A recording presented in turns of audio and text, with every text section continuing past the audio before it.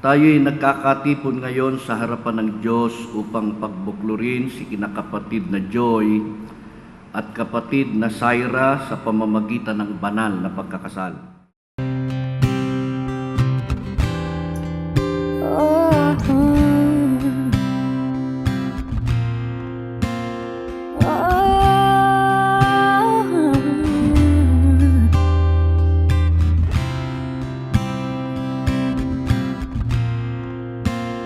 Feels like standing in a timeless dream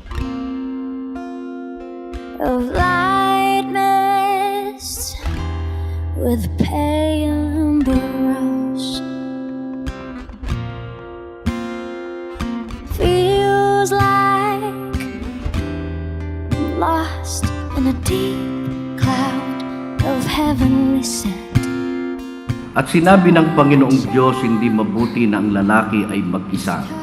Siya'y ilalalang ko ng isang katulong niya.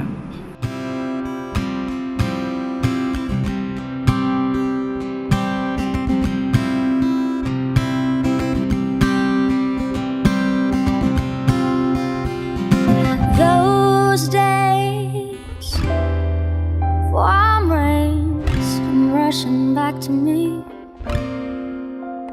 Miles of windless summer night air,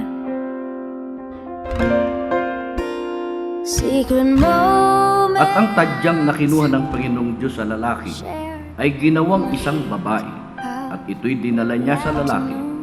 At sila'y binasbasa ng Diyos. Soft-spoken words, say it again. I love you, always, forever, near and far, closer together, everywhere. I will be with you. Sinabi niyang dapat mahalin ng mga lalaki ang kani-kanilang asawa tulad ng sarili nilang katawan. Together, everywhere. I will be with you, everything I want to for you. You've got the most unbelievable blue eyes I've ever seen. You got me almost melting away, yeah. As we lay there under Ang lalaking nagmamahal sa kanyang asawa'y nagmamahal sa kanyang sarili. sweetness, a magical time. Say it again. I love you, always, forever, near and far, closer together, everywhere. I will be with you. Mga lalaki, ibigin ninyo ang inyong asawa at huwag kayong maging mapait sa kanila. Together, everywhere.